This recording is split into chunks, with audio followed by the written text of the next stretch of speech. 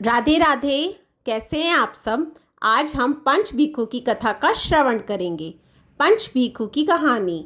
किसी गांव में एक साहूकार था और उसका एक बेटा व बहू भी थे।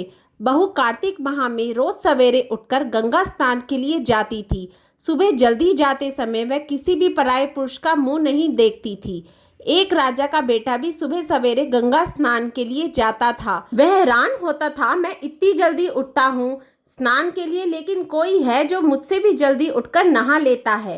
कार्तिक माह के 5 दिन बचे थे कि एक दिन साहूकार की बहू तो स्नान करके वापस जा रही थी और उस समय राजा का बेटा स्नान के लिए आ रहा था।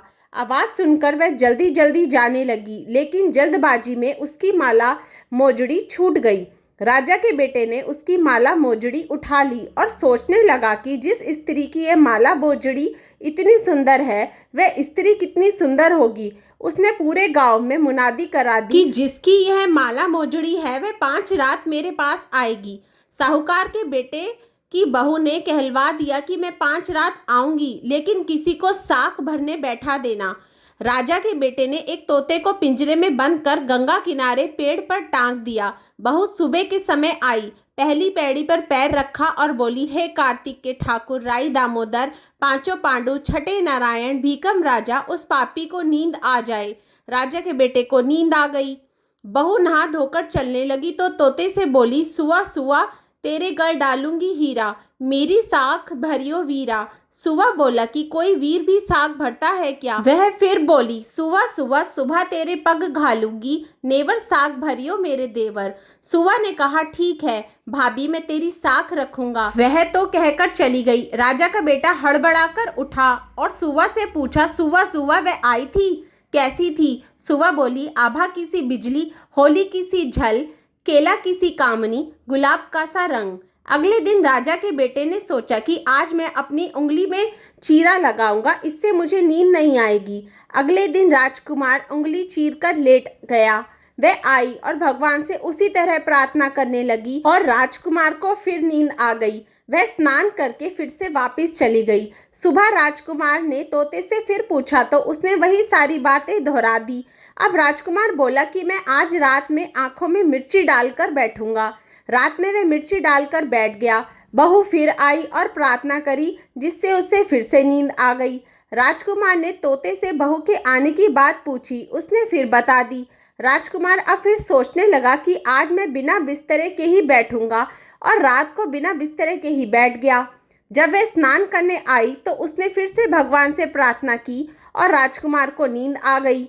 जब वह नहाकर जाने लगी तो आंखें बंद करके चली गई।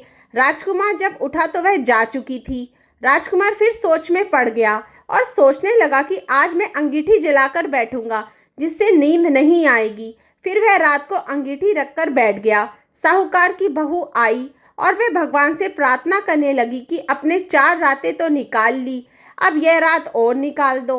भगवान ने उसकी बात रख ली और राजकुमार को नींद आ गई। जब वह नहाकर जाने लगी तो तोते से बोली कि इस पापी को कह देना कि 5 रातें पूरी हो चुकी हैं, वह मेरे मोतियों की माला मेरे घर भिजवा दे। सुबह राजकुमार की आंख खुली तो उसने तोते से पूछा, क्या वह आई थी। तो तोते ने कहा, हाँ वह आई थी और उसने अपनी माला मंगवाई है। यह सुन राजकुमार सोचने लगा कि वह तो सच्ची थी, तभी तो भगवान ने भी उसका सत रखा। कुछ समय के बाद राजकुमार को कोढ़ हो गया।